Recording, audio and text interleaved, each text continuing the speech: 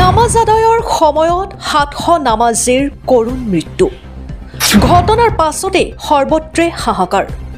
ভূমিকম্পত অৰ্ধ শতাধিক মছজিদৰ ৭০০ গৰাকী নামাজীৰ কৰুণ মৃত্যু। ঈদৰ দিনাই ম্যানমাৰৰ পৰা আহিল আটাইতকৈ বেয়া খবৰটো। ৰমজান মাহৰ অন্তিমটো নামাজ আদায়ৰ সময়তেই কাল হৈ আহিছিল ভূমিকম্প।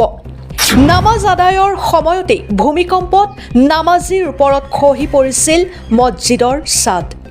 ম্যানমাৰৰ মুছলিম সংগঠনে উদঙাইছে এই শোকাৱহ তথ্য। অধিক মুছলমানে বাস কৰা ম্যানমাৰৰ পশ্চিম আৰু উত্তৰ প্ৰান্ততে ভূমিকম্পত হৈছিল বেছি ক্ষতি।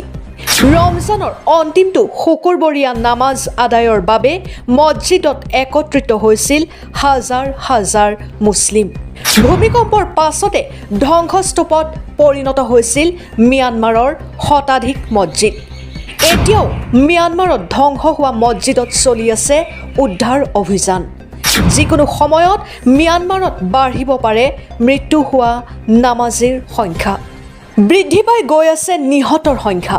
২০০০ ঘৰ অতিক্ৰম এতিয়াও সন্ধানহীন বহু। ম্যানমাৰত সংঘটিত ভয়ংকৰ ভূমিকম্পৰ ফলত নিহত হোৱা লোকৰ সংখ্যা পুনৰ বৃদ্ধি পাইছে। ২৮ মাৰ্চত অহা ৭.৭ ৰিখটাৰ স্কেলৰ ভূমিকম্পৰ পাছতে দিনে দিনে বৃদ্ধি পাইছে নিহত হোৱা লোকৰ সংখ্যা। সোমবাৰে ৩১ মাৰ্চ এই নতুন পৰিসংখ্যা প্ৰকাশ কৰে জুণ্টা চৰকাৰে। এই ভয়াৱহ ভূমিকম্পত মৃত্যু হোৱা লোকৰ সংখ্যা ২০৫৬লৈ বৃদ্ধি পোৱাৰ লগতে ৩৯০০ৰো অধিক লোক আহত হৈছে। ভাঙি পৰা অট্টালিকাৰ ধ্বংসাৱশেষৰ পৰা উদ্ধাৰ অভিযান অব্যাহত ৰাখিছে উদ্ধাৰ কৰ্মীসকলে। এতিয়াও সন্ধানহীন বহু লোক। ইফালে ম্যানমাৰে দেশত সংঘটিত হোৱা ভয়াৱহ ভূমিকম্পৰ বাবে এসপ্তাহৰ ৰাষ্ট্ৰীয় শোক ঘোষণা কৰিছে। মৃত্যুৰ সংখ্যাই ২০০০ অতিক্ৰম কৰিছে আৰু দিন বাগৰাৰ লগে লগেই ধ্বংসপ্ৰাপ্ত অট্টালিকাৰ ধ্বংসাৱশেষত আৰু অধিক জীৱিত লোক বিচাৰি পোৱাৰ আশা ম্লান হৈ পৰিছে।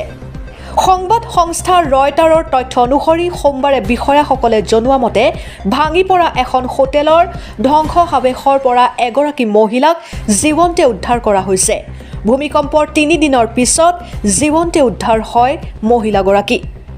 এই ভূমিকম্পৰ ফলত ম্যানমাৰত ব্যাপক ধ্বংসলীলা হোৱাই নহয়, চুবুৰীয়া ৰাষ্ট্ৰ থাইলেণ্ডতো বিপুল ক্ষতিসাধন হয়। দেওবাৰলৈকে থাইলেণ্ডত মৃত্যুৰ সংখ্যা ১৮ জন। News desk report, Assam tech টক্স।